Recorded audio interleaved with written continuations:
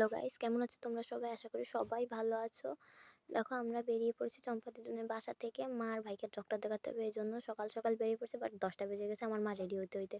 তো ভাইকে বললাম তুই তাড়াতাড়ি আয়। ভাইকে বললাম কি এই বাসাটা একটা ফুটেজ নিয়ে, যেহেতু বাসাটা অনেক সুন্দর, জাস্ট আমার স্বপ্নের বাড়িটা আমি এরকমই করতে চাই।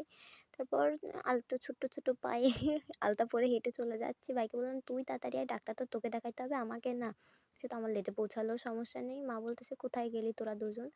তো বলছি মা আমরা আসি, তোমার সাথে সাথে বাস্ট আমাকে লেট হয়ে গেছে। দেখেন আমাদের মিশুর গার্লফ্রেন্ডের সাথে ঝগড়া হয়েছে।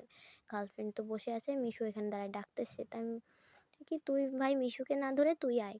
ফির আমার চোখে পড়লো একটি নদী। বাট এটা অনেক ছোট না, অনেক বড়। শহরের পাশে এরকম নদী দেখা যায় না, বাট এটা মানুষ পাবলিকলি পরিষ্কার রাখতে পারতো। নদীটার ভিউটা অনেক সুন্দর। তো মানে শীতের দুর্দান্ত সময় তোমাদের কেমন লাগছে? ছোট ছোট পায়ে বেরিয়ে পড়েছি। দেখো আমার তো অনেক ভালো লাগছে। বাট মা বলতেছে কি যে তুই, আমাদের যেহেতু লেট হয়ে গেছে একটা ভ্যান দাঁড়া করা, যেহেতু আমি 2টা ভ্যান এলাম, আমাকে দাঁড়া করাইছি, এই জন্য আমরা বেরিয়ে যাব। তা আমাদের শ্মশানকালী মন্দিরটা দেখতেই তো পাচ্ছ সবাই, এটা আমার চম্পাদিদুনের শ্মশানকালী মন্দির। ওরা পরে তখন আমি মাকে বলতেছি কি মা তুমি আমার কাছে বসো, ভাই দিদুনের কাছে বসবে। সেহেতু মা আমার কাছে বসেছে, আমাদের ভ্যানটাও ছেড়ে দিয়েছে। বাট আমার মার মুড অফ, তোমরা সবাই দেখতে পাবে।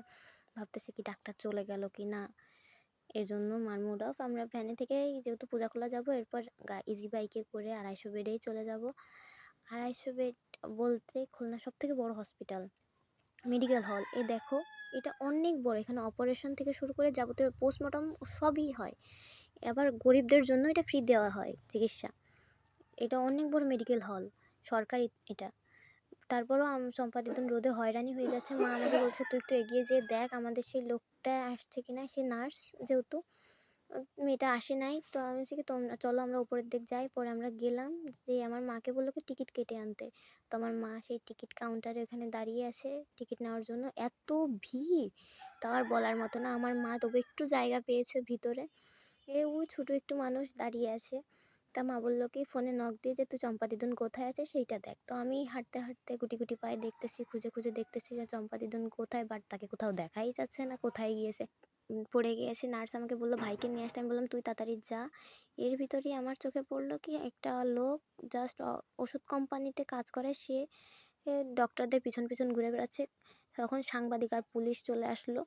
তা সেই লোকটাকে জবাব দেওয়া সত্ত্বেও সে কোনো জবাবই দিচ্ছে না। ভাই এটা কেন? ডক্টর কোন কোম্পানির ওষুধ সরবরাহ করবে না করবে সেটা আপনাদের কাছ থেকেই বা কেন জানতে হবে? তবুও আমাদের এখন আর বেশি ক্যামেরা রাখা দিচ্ছে না, একটা মারামারির পর্যায়ে চলে গেছে। সেহেতু গাইস তোমরা আজকে সবাই ভালো থেকো, এই পর্যন্তই। পরের ভিডিওটা নেক্সটে শেয়ার